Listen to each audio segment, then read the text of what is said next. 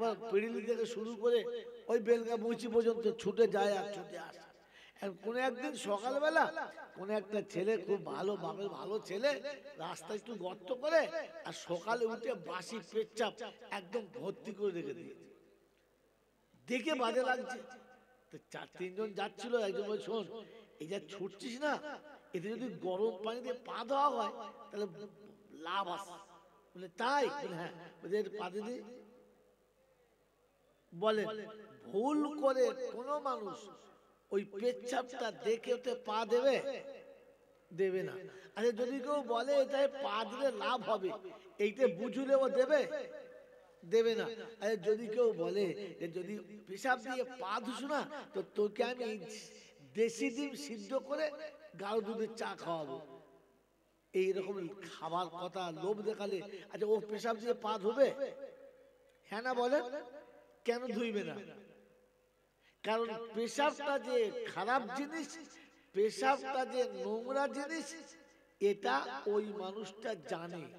তাই আপনাকে কেউ বুঝিয়ে করাতে পারবে না, আপনিও ভুল করে করবেন না, আর কারোর লোভে পড়েও আপনি যাবেন না, কারণ আপনি পেশাব চেনেন। হ্যাঁ না না বলেন? হ্যাঁ কি না বলেন কথাটা? তো এবার আপনি বলেন যে পেশাবটাকে যেমন চেনেন, আমার আপনার যিনি রব, যিনি আপনাকে আমাকে বানিয়েছে, বলেন আমি আপনি এরকম চিনি?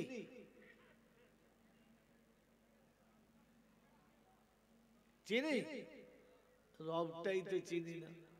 চিনি?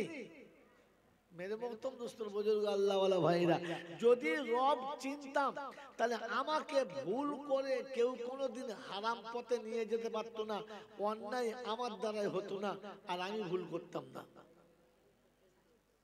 কারণ আমি আল্লাহ চিনি, আল্লাহর উপরে বিশ্বাস আছে, আল্লাহকে জানি, সেজন্য আল্লাহ চেনার চেষ্টা করি। শোনাচ্ছিলাম প্রশংসার একমাত্র মালিককে, আল্লাহ।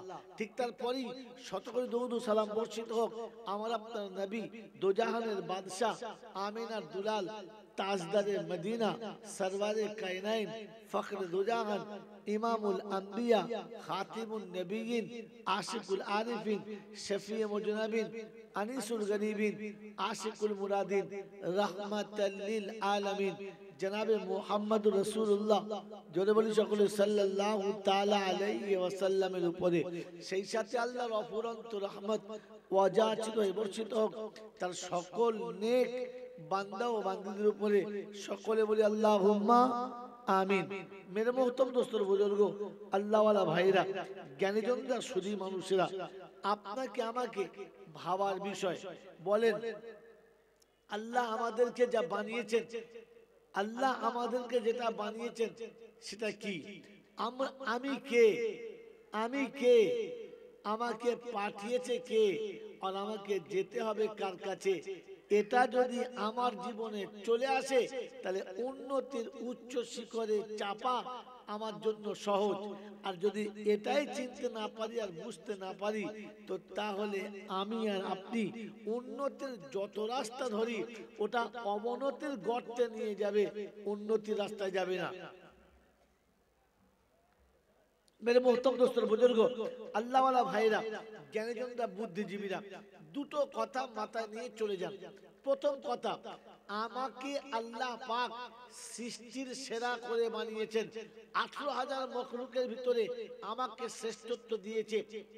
আমাকে আল্লাহ পাক মানুষ বানিয়েছেন। কি বলেন? মানুষ বানিয়েছেন তো? আমরা মানুষ তো, জোরে বলেন। তো আমি মানুষ, আল্লাহ আমাদেরকে মানুষ বানিয়েছেন। আমার আল্লাহওয়ালা ভাইরা, এটা আমাকে কখনো বসে বসে এরকম ভাবার সুযোগ এসেছে যে আল্লাহ 18,000 মখলুকের ভিতরে আমাকে শ্রেষ্ঠ মানুষ করেছে, আমাকে শ্রেষ্ঠত্ব মনে হয় কিনা, আমি শ্রেষ্ঠত্বের কোনো নমুনা দিতে পারি কিনা? আল্লাহ পাক আপনাকে আমাকে শুনিয়েছেন, পৃথিবীর কোন জন্তু জানোয়ারকে শোনায় নাই, পৃথিবীর কোন জন্তু জানোয়ারের কাছে খবর যায় নাই, পৃথিবীর কোন জন্তু জানোয়ারকে আল্লাহ বলে নাই যে আমাকে ভয় করো, আমাকে ভয় করো। আল্লাহ পাক এটা অনলি ফর শুধু খালি মুসলমানদেরকে বারবার শোনাচ্ছেন, আর কখনো কখনো বিশ্ব মানবকে ভয় করিয়েছেন। আর শুনেছেন ইয়া আইয়ুহান নাস, ইত্তাকু রাব্বাকুম, ও বিশ্ববাসী রবকে ভয় করো। এটা পৃথিবীর কোন জীবজন্তুকে বলে নাই, পৃথিবীর কোন প্রাণী জগৎকে বলে নাই। ভয় শুধু খালি মানুষ তোমাকে করতে বলেছে, মানুষ তোমাকে ভয় করতে বলেছে। বলেন আমি আর আপনি ভাবি আর ভেবে বলি, আল্লাহ আমাকে ভয় করার কথা বলেছিল, আমার হৃদয়ে কি রবের ভয় এসেছে? আমি কি রবের ভয় আনতে পেরেছি? কারণ কিয়ামতে হিসাব আমার হবে, পৃথিবীর কোনো জীবজন্তুর হবে না। কিয়ামতে বিচার আমার হবে, আর কোনো জীবজন্তুর হবে না। কিয়ামতে রবের সামনে আমাকে দাঁড়াতে হবে, আর কাউকে দাঁড়াতে হবে না। জান্নাত আর জাহান্নাম আমার জন্য বানানো রয়েছে, আমাকে জান্নাত এবং জাহান্নামের কোন রাস্তা নিতে হবে, এটা অন্য কোন জন্তু নেবে না। মেনে উত্তম দুস্থ বুজুর্গ, আমার আল্লাহওয়ালা ভাইয়েরা, জ্ঞানীজনরা, সুধী মানুষেরা, অতএব আমাকে আমার রব যেটা বলেছে ওটাকে মেনে চলা, ওটাকে বুঝে চলা, ওটাকে নিয়ে চলা। যদি আমি রবের কথা মতো চলতে পারি, আল্লাহ যেটা চাইছে সেটা নিয়ে চলতে পারি, রাসূল যেটা চাইছেন ওটা নিয়ে চলতে পারি, তাহলে আমার জীবনটা কামিয়াবির আলো দেখতে পাবে।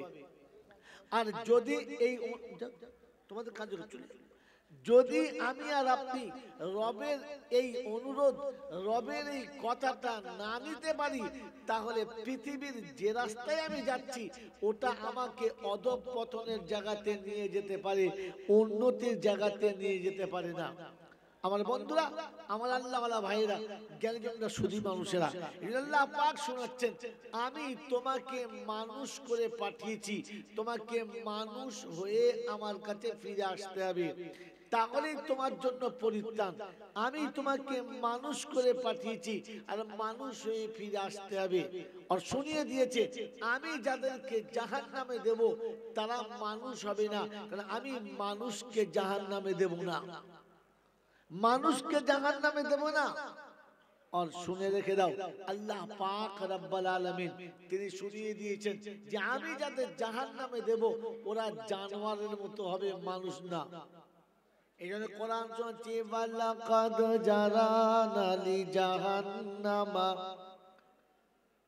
কাসীরাম মিনাল জিন্নি ওয়াল ইনস লাহুম কুলুবুন লা ইয়াফকাহুনা বিহা ওয়া লাহুম আ'য়ুনুন লা ইউবসিরুনা বিহা ওয়া লাহুম আযানুন লা ইয়াসমাউনা বিহা উলাইকা কাল আনআম বাল হুম আদাল উলাইকা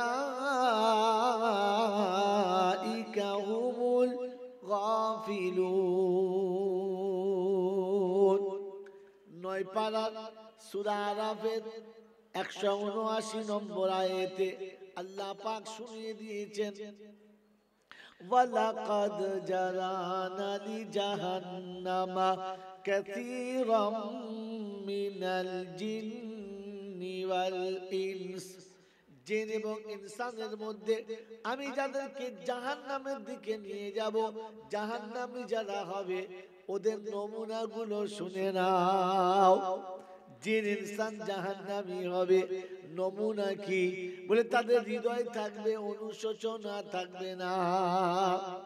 আমার আল্লাহওয়ালা ভাইয়েরা, জ্ঞানী জনেরা, সুধী মানুষেরা, যে মানুষের মধ্যে অনুশোচনা থাকবে না, দেখতে মানুষের মতো হবে, জানোয়ারের সঙ্গে তাদের তুলনা, তারা জানোয়ারের থেকে আরো খারাপ, ওদেরকে মানুষ বলা যাবে না। আমার বাপজিরা, সোনারা, লালেরা, জ্ঞানী জনেরা, বুদ্ধিজীবীরা, আল্লাহ পাক শুনিয়ে দিয়েছেন, যাদের কান আছে শোনার পরে ভাবার ক্ষমতা থাকবে না, ওরা দেখতে মানুষের মতো হবে, আল্লাহর দরবারে জানোয়ারের সঙ্গে তাদের সমান হবে।